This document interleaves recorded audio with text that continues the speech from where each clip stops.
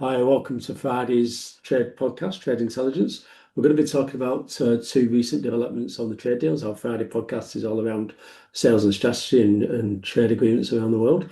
We're going to be concentrating on India and Japan, the 8 trillion opportunity. So again, we're just going to quickly give you a brief kind of overview of what we're seeing, what we've come up with on the trade intelligence, where we're seeing the greens and the ambers and the reds and where the opportunities we see. Very important. Okay, the numbers. So India is, as we can see, population about 1.4 billion, GDP around 4 trillion. The UK trade is around 42 billion. So it's one of the world's fastest growing markets. A lot of opportunities there. Japan, 123 million, GDP around 4 trillion, UK trade around 30 billion. So again, some good opportunities here. Combined UK trade with India and Japan exceeds around 70 billion. Still only represents about 5%. So we think there's opportunities there to be gained, and it's something we should be looking at. Again, what products are moving. So what we're seeing in the products, so India, we're seeing obviously aerospace, machinery, pharmaceuticals, education, professional services. We know our services are very strong as an export market. So again, there's some opportunities in India. In Japan, we're seeing the aerospace, food and drink, engineering, financial services, again, very techy as well. So again, another geo, and one of the questions we're asking today, does your product fit sectors where there's a demand? There's always a demand, but we need to know where the demand is. So again, India growth, infrastructure, renewable energy, manufacturing, technology, transport projects. India offers growth, Japan offers technology. So Japan, robotics, semiconductors, automotive, clean energy, advanced manufacturing. So again, two slightly different markets, and this is why when we tell you, you should always look at what the markets suit your commodity. Not your commodity fits every single market, it's the ones that we see. And we've give you some scoring here just per route to market. So, and the reason we've done this, because we thought it's a good idea just to give you some idea. So India, obviously we've got route to market score, infrastructure, very good infrastructure, port capacity, very good, connectivity, very good.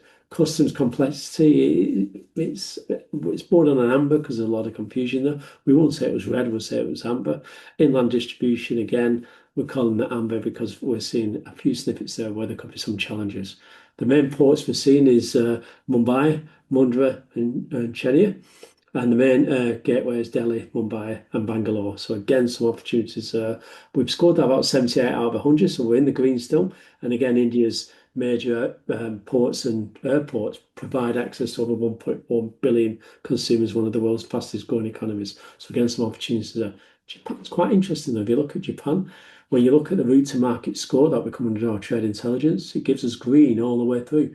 Infrastructure access, port capacity, connectivity, customs predictability.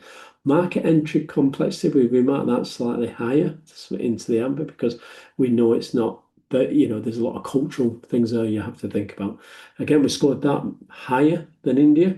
And main ports Tokyo, Yokohama, Kobe, and main gateways Narita, Haneda, and Kasia. Again, excuse me if you're Japanese and I've spelt that quite, or I haven't pronounced it correctly. I do apologise. Japanese highly efficient logistics infrastructure supports advanced manufacturing, higher value trade. So again, two opportunities. Again, trade intelligence insight. India offers scale, Japan offers efficiency. Two different areas. So again, have a look at ones that suit you.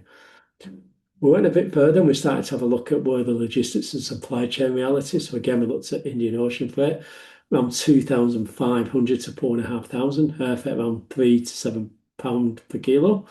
And again, trade intelligence called freight cost, transit time, and supply chain complexity. We marked that in the amber, but market side and growth potential was very much agreed. So our trade intelligence gives us an 82 out of 100 opportunity there for India and Japan.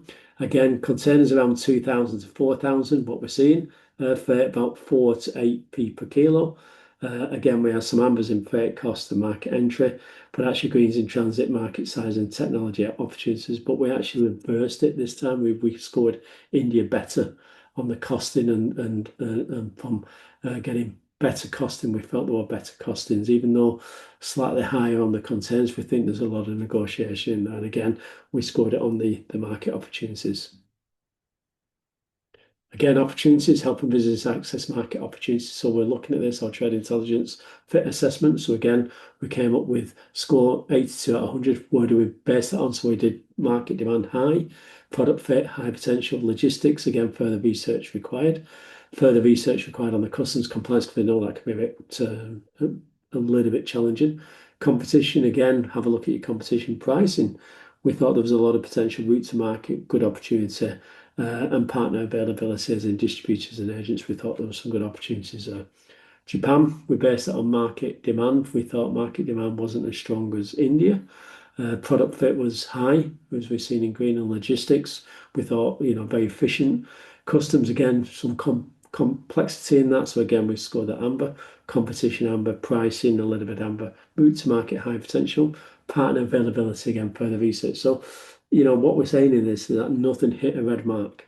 So we never saw a red mark in any of these. We saw greens and ambers. So that shows you that we see the opportunities there in the market. Again, trade intelligence, market opportunity, economic growth, supply chain development, future export. Again, India and Japan, not just trade deals. They represent these 4 key areas. Need help with that? This is what our trade intelligence does. This is the platform that we went live last week on the Global Britain last week on the trade show, or the trade event, should I say. And again, contact us. We can talk you through this. We can market score your commodity. We can have a look at which markets fits. But again, there's 2 good opportunities here that we're seeing. So thanks for joining us. We look forward to seeing you on the next podcast, and have a great day. Thank you.